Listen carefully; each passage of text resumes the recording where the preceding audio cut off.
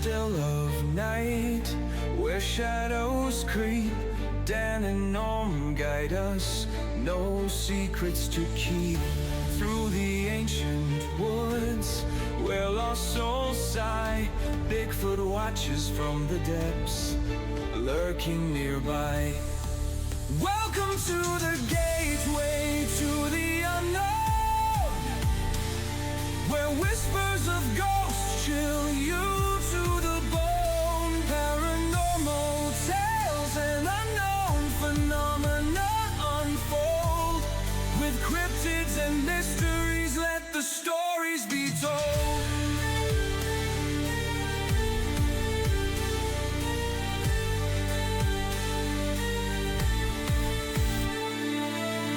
Echoes of laughter from realms out of sight. Ghostly apparitions dance in the pale moonlight. In haunted halls where shadows entwine, Dan and Norm lead us through the veil of time.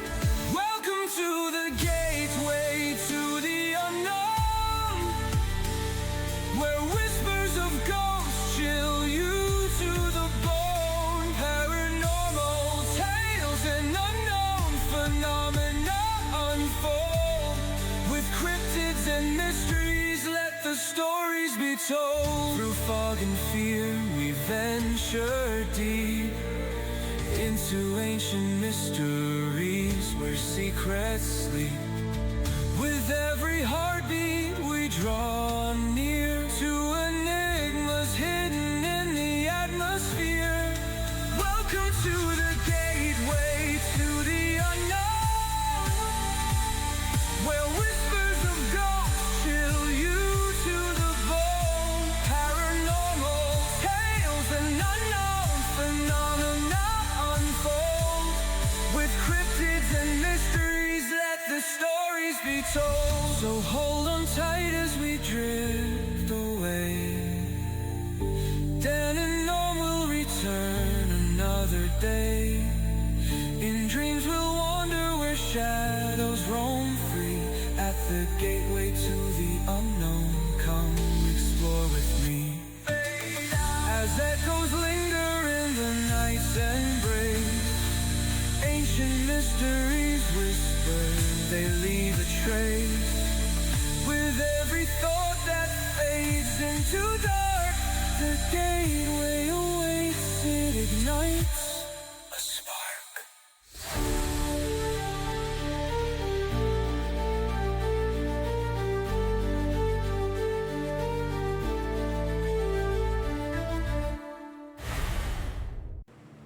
Levitation in spiritual practices or séances is the alleged phenomenon in which a person, object, or parts thereof rise above the ground through non-physical means. Many faiths and mystical traditions speak of saints, yogis, mediums, or adepts who, in states of trance or divine ecstasy, defy gravity. In the spiritualist movement in the 19th and 20th centuries, levitation of tables, objects, and occasionally human bodies became one of the signature miracles. Skeptics point to illusion, trickery, and misperception, while believers argue that some cases resist conventional explanation. The historical record includes monks, mystics, and mediums across cultures claiming this ability, often documented by contemporaries.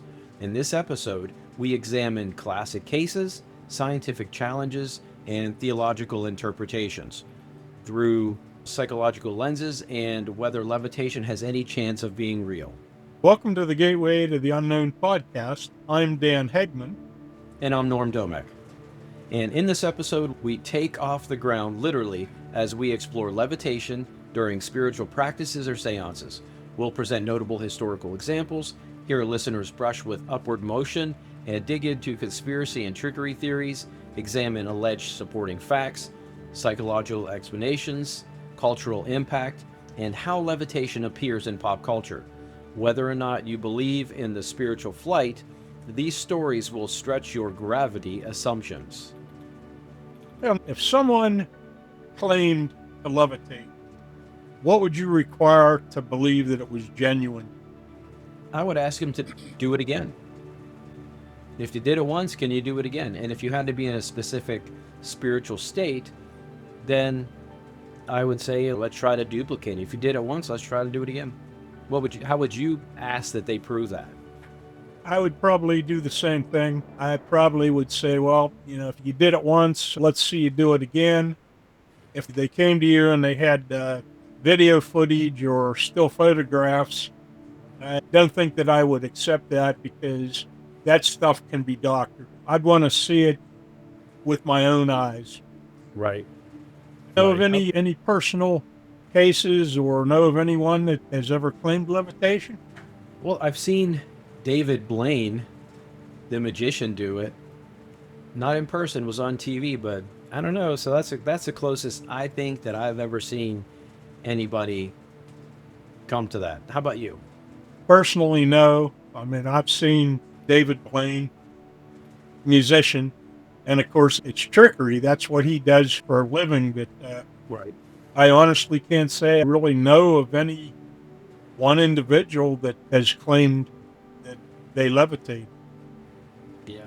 I have a friend that is a Buddhist monk. I'm going to have to ask him if he's done it or if he knows anybody that's done it, because he will tell me the truth. If you do get the opportunity to ask him about that, I'd love to find out what you learned. I'd truly like to know. I will absolutely do that. Put that on my to-do list here right now. So I know there's some examples of people that have claimed to do it, some pretty famous examples. You want to go through a couple of those? One in particular, Daniel Dunless Home, and he's a 19th century medium. And Home is perhaps one of the most famous levitators. He allegedly floated out a window, hovered in rooms, and rose above the floor in front of witnesses. Some investigators claim they saw him rise several inches or more during seances. Critics note dim lights, inconsistent testimonies, and possible ropes or mechanical trickery. Okay, St. Joseph of Cupertino, 1603 to 1633. According to holographic accounts, Joseph often levitated during static prayer, sometimes for extended periods. He was canonized in part due to these miracles. Another one is the Saint Teresa of Avila, 16th century mystic. Teresa's mystical writings describe moments where she felt lifted off the ground during contemplation, sometimes described by witnesses as levitation. Another one, Stanis Tomczewski, Polish medium of the early 20th century.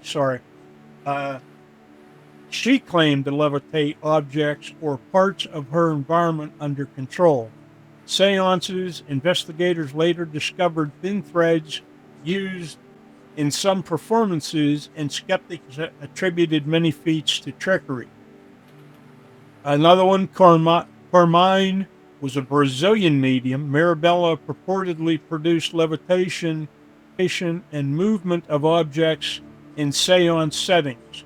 Some mediumist circles cited over 300 settings. Skeptics later uncovered trickery and photographic manipulation. And again, that's why I said if somebody were to come to me and say, "Hey, I levitate," I'd want to see it with my own eyes. Gallagher Circle, Kathleen Gallagher, in the early 20th century, Ireland. The Gallagher family claimed tables would levitate during spiritualist seances. The mediumship was later exposed, and investigators found hidden supports of Muslim fakes. And I'm sure with this phenomena, there are many fakes or trickery or, doctored photographic evidence. But again, if you happen to have a chance to ask your friend if he knows of anyone, we'll definitely have to revisit this because I would love to find out what he has to say. Right. So out of all these couple of examples, which one do you think is the most believable? That's a tough one, Norm. I think I would have to go with Daniel Douglas Home, 19th century medium. I think that's Okay. probably the one I would have to go with. Okay. How about you? Same thing. I was thinking, that seems to be the most credible out of the things out of the examples that I have researched for this. That seems to be the most credible. I'm guessing that they all have some credibility, or we still wouldn't be talking about it. But that one seems to stick out the most for me. So Do you we think do. that, I'm sorry, go ahead. No, it's okay. Go ahead. Do you think that our government experiments or is experimenting with levitation? Oh, absolutely. Within people and crafts and everything else, I think to be able to move one thing somewhere else, whether it's using the mind or whether it's using magnetism or some other technology, I think movement is important in any governmental organization, mostly with military applications and just regular supply chain kinds of things. I mean, if you can transport a million pounds of something without using traditional means, you don't have the cost. You don't have the traditional cost. So yeah, I would think that they're trying to do it for military application, but also just plain old logistics. I would say 110%. Yeah, I would say they are definitely experimenting with it. And who knows, they may have even had significant results. Yeah. Well, we have a story, a short mailbag story from Carolina Reyes, who in Santa Rosa County. Would you like me to read that? Sure. My name is Carolina Reyes, and I live in Santa Rosa, Sonoma County, California. It was early spring. Jasmine scent drifted through open windows, soft breezes fluttering in curtains, and the night cool and still. In my small parlor, my candles cast flickering shadows on walls, aging with patina. One evening, I attended a private seance led by a local medium. After hours of table tapping and soft chanting, the group grew quiet. The medium closed her eyes, her voice low, and suddenly the heavy oak table before us trembled, then began to rise inch by inch. The candles wavered, and a hush fell. My hands shook. The table hovered for moments, long enough to inspire awe, then settled back down with a dull thud. A breeze seemed to swirl, though no doors were open. Afterward, I compared pictures taken by attendees.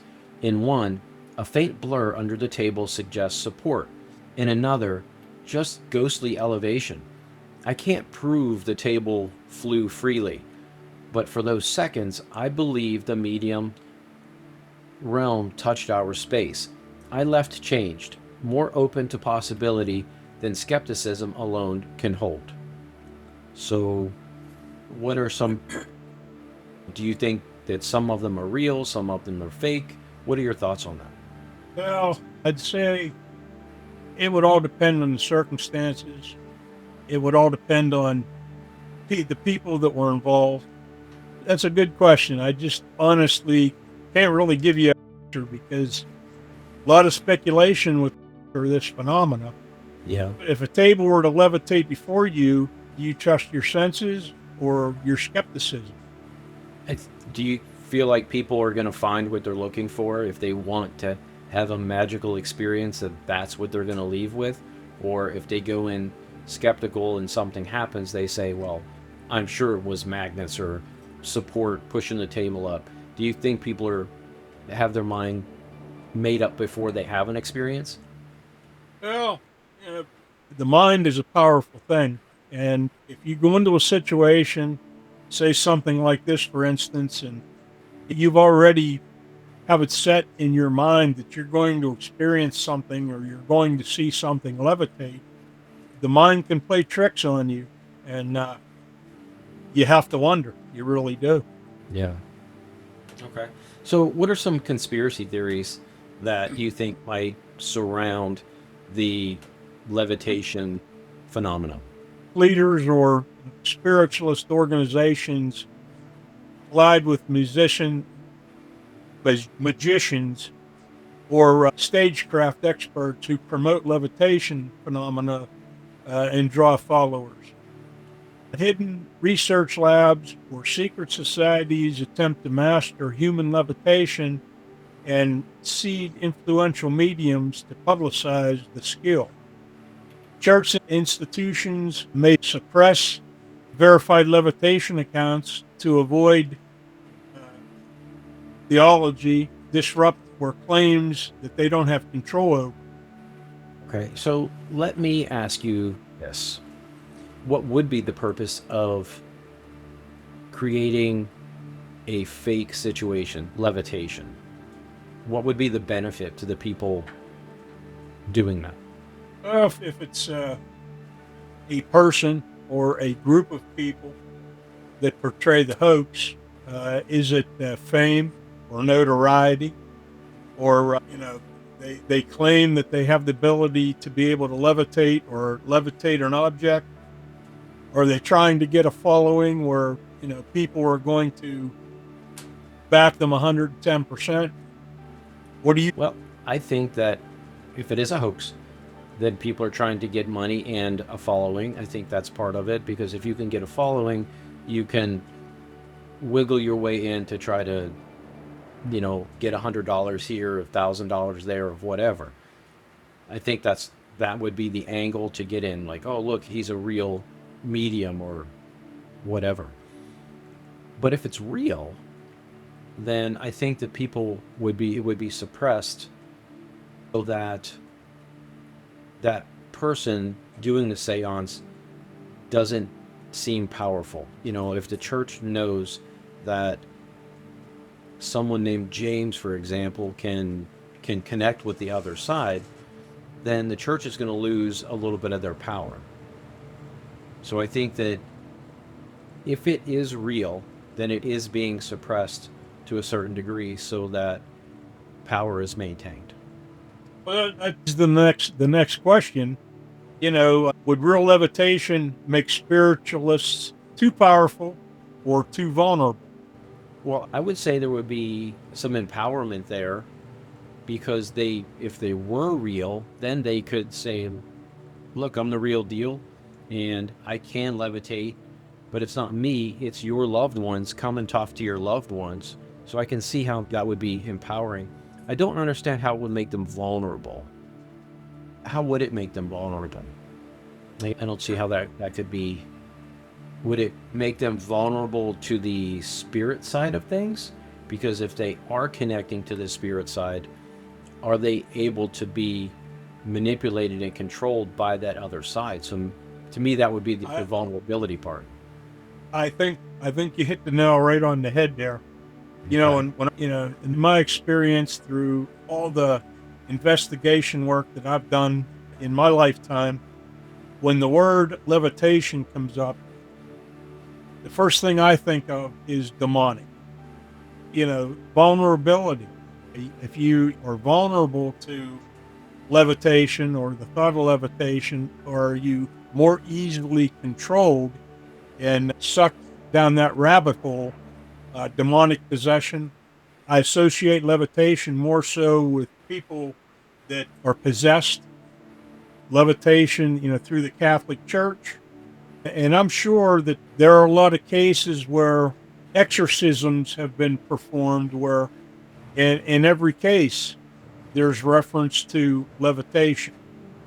And whether or not there's anything to it, your guess is as good as mine. But I would say that, yeah, there's definitely something there. Okay.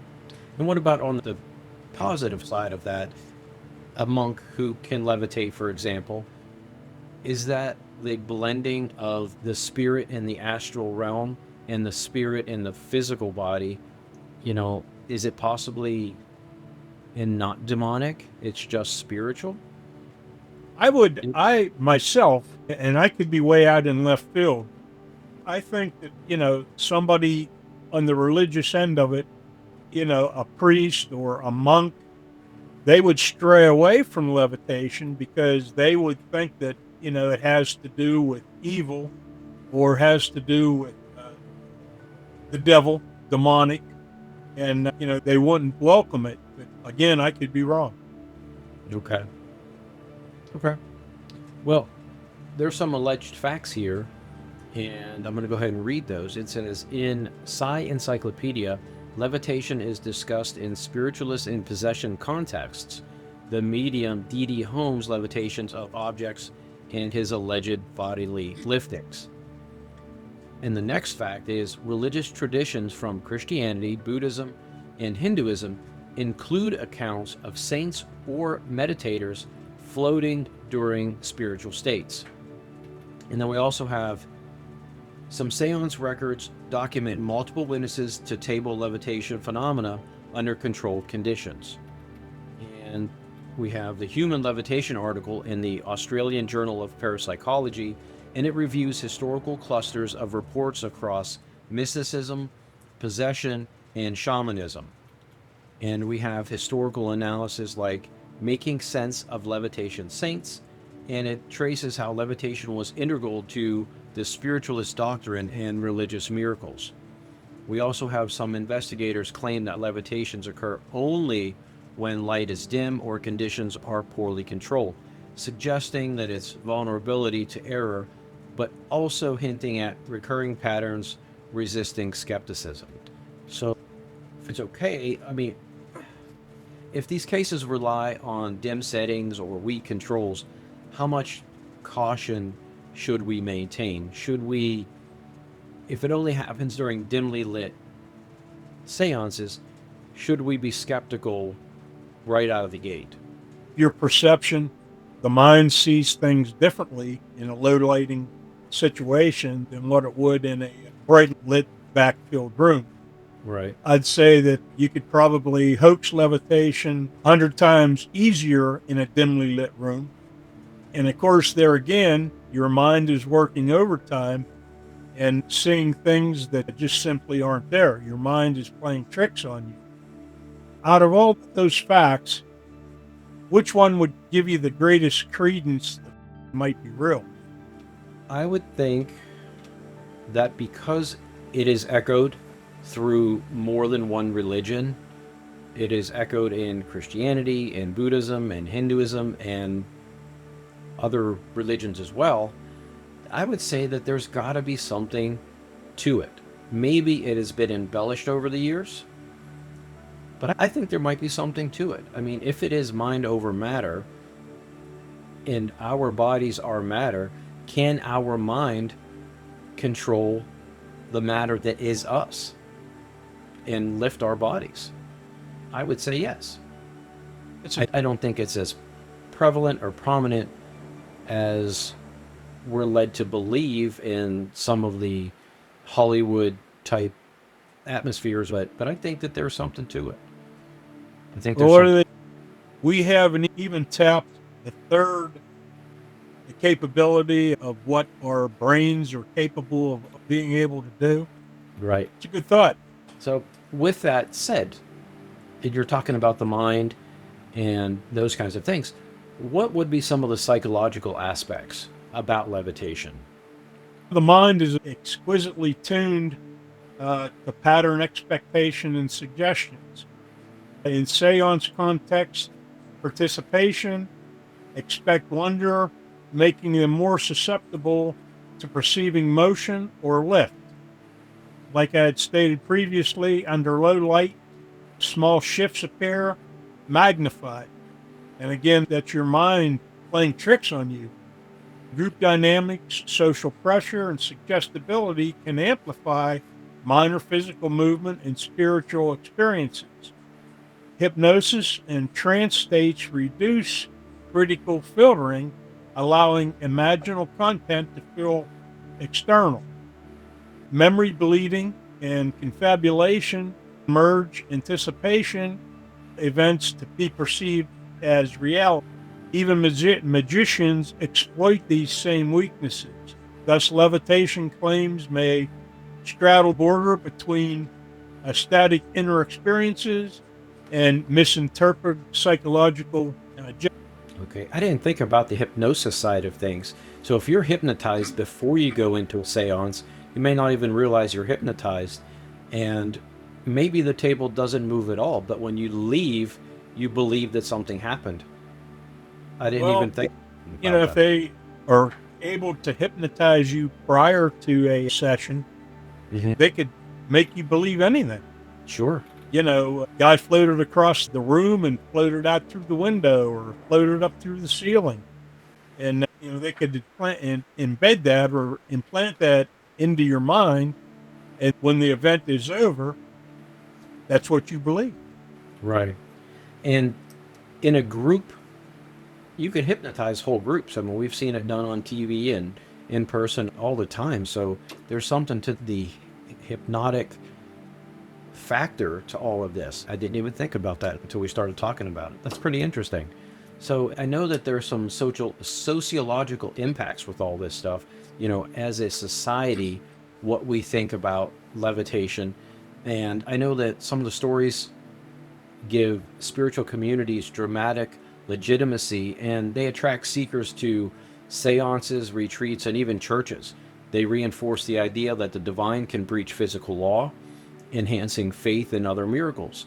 And public claims of levitation invite media attention, and they fuel publicity for mediums and also other spiritual movements. In religious traditions, levitating saints become icons and pilgrimage attractions and proof of sanctity. And at the same time, exposure of fraud lowers trust and breeds skepticism within spiritual circles. So over time, the legend of levitation becomes part of a community's identity. So whether you believe it or not, everyone knows the ones who were floated, the people who floated around. And it shapes how spirituality authority is conferred and how believers fame their own mystical potential. So, yeah, well, when fraud is exposed, does it hurt the entire movement or does it weed out the charlatans? I would say both. I would say it would definitely weed out the charlatans, but sometimes they pop up somewhere else. But overall it hurts the entire movement because, you know, people hang on to the negative story. You know, even if somebody tries to do better later, there's always that negative image. People can't shake that in a lot of different, you know, situations. So what do you think? I have to agree with you. I would say that it works both ways. And, you know, you've got people out there that are going to take advantage of anyone that they can.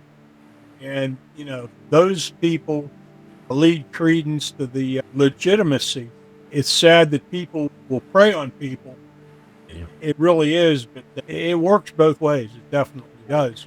But fun. Levitation is a fun thing to think about. And there are so many movies and books and scenes in plays and all of this other stuff that is really, really, it looks at levitation as something magical and mystical and divine and spiritual and some blend of all of those at once. There are some really popular shows that are out. One over the years has been Stranger Things. And there is a scene where they rise up, you know, there's one of the characters, Max, her name is, and she rises up and she's overtaken by some negative forces in the spiritual side, but her body, her physical body is, you know, kind of contorted and broken and things like that. It's a very powerful scene.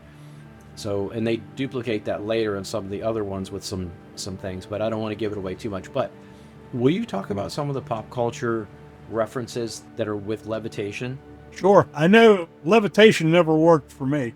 You know, I lay the pencil on the table and sit across the room and stare at the pencil, trying to get it to levitate off the table and end up falling asleep. So, you know, never worked for me. But different events in pop culture, supernatural films often show ghostly levitation or children floating in from haunted houses. Fantasy novels, anime include levitating monks, wizards, and spirit beings. Television shows occasionally stage levitation in exorcism and spiritual episodes. And if it's a show that has to do with exorcism, you know, there's levitation in it. That's one of the reasons why I made the statement earlier that I did. Comic books, they depict psychics or mystics from the floors, magic, performance arts, illusion shows, sometimes borrow spiritual levitation tropes. And like you cited earlier, David Blaine, he's known worldwide for his levitation acts. Another one is paranormal documentary series, including segments of mediumship and levitation claims. Another one is supernatural memories and biographies, recount personal levitation events as proof of mystical awakening. And then, of course, you have video games, including characters or bosses that levitate or ascend during rituals. So there's a lot when it comes to that. So, what do you think about most when you think about levitation? Like, what is the pop culture reference that you think about the most? Whether is it the movie The Exorcist? Is it a book? What is it when you think about levitation? What comes to your mind? Well, first thing that comes to my mind, Norm, like I previously stated, when I think of levitation, I think of evil. I think, you know, it's demonic. I know we talked about Ouija boards, and I think they call it the planchette. That's that little thing, and it's supposed to float around the Ouija board. And, Ouija boards are evil, plain simple and short. And I've always said, don't invite evil into your life because you may open up a doorway that you can't close and you may not like what you find out. Right. But definitely when I think of levitation, the first thing that comes to my mind is, demonic. How about you? I like to think that it is spiritual in a positive way. I'd like to think about how a monk, for example, or somebody who is very, very deep in a meditative state is so at one with the universe that the physical body doesn't follow normal laws of physics. I like to think about that. We have some cover art that you picked and I absolutely love it. And it's going to, once we do the editing here, it'll be behind us. So let me just go ahead and say the image behind us, that's what I think about. That's what I think about. Just something peaceful and deeper and bigger than what we would normally expect. That's what I think. Do you think fictional levitation helps or hinders public belief in real cases? Wow, that's a deep question. I would say that depending on how it is done, how it's portrayed, if it's portrayed with professionalism and care and respect and those kinds of things, it would be a positive thing. If it's portrayed negatively, then it could be done to scare, such as in the case of the movie The Exorcism or Poltergeist. I would think that that's a more negative connotation, scary, horror, all of that, when those negative low vibration feelings. I think that whatever a person feels, whatever their philosophy is about levitation, if they can get emotional enough about it, either positive or negatively, that's what's going to happen. That's what they're going to feel. So it would depend on the person. I would say that it would, overall though, I would say that that fictional levitations probably help the public belief in the real situations, whether it's a positive thing like a very deep, it's something like a possession where it's more negative, but people are going to believe it happened, think they would believe it. Would you want your levitation story adapted into a film or a game if in the event you had an event like that? I would say, depending on the event, such as if it's something negative like The Exorcist, and I was possessed and I levitated, I don't know if I'd want that everywhere, but if it was a positive thing, if I was in the woods, like where we like to go, up in Kinzu, and we're sitting there in the forest and we're just being one with nature and we start to kind of rise up a little bit, I would like that to be a scene in a movie or a video game or some kind of self-improvement video, something with a positive spin on it, I would like that. So whatever happens, as long as it was positive to start with, I would like to be able to use that as something to inspire others, or just remind me that I can get back to where I was. I don't have to be in a slump now, because look where I was before, and I was, I vibrated, I had a higher vibration, and I can get back there. So Yeah, we need more positive things. There's too much negativity in this world, and I would want it to be positive as well. absolutely, we could offer a conclusion. Okay. I'll do that now. So, levitation in spiritual practices and seances remains one of the most electric and contentious claims in the paranormal realm. While many historical accounts and religious traditions affirm the phenomenon, rigorous scientific proofs have never been endured. The boundary between deception, misperception, and genuine mystery is thin and always shifting.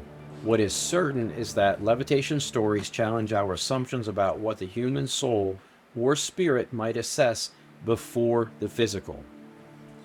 Even if levitation is symbolic, it moves hearts, imaginations, and faith. And if you've ever sensed lift, seen objects hover, or felt a sacred wind under your feet, we invite you to share your story. After all, the unknown sometimes starts with a single, weightless moment. Amen. A good episode. Very interesting. Very. It's very good. And we have some a few thousand more listeners now, by the way. Excellent. Yeah, so we're doing pretty good. And thank you everybody out there for tuning in and listening and sending us your mailbag and just your thoughts and your emails and calling us and just being in contact with us. We do appreciate it. We do this because it's fun. We do this because it's entertaining, and we just enjoy doing it. So with that said, Dan, thank you very much for inviting me to do this in the first place.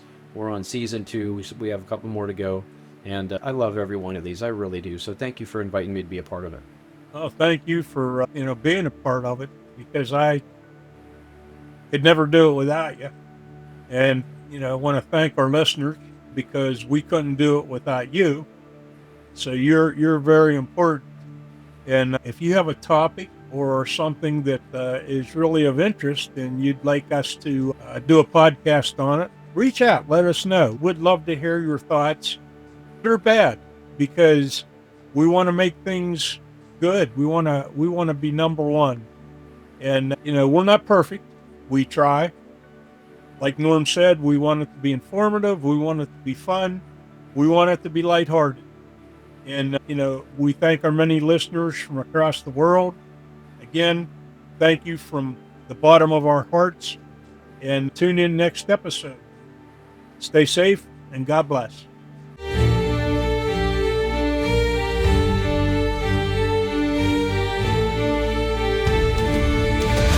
In the still of night, where shadows creep,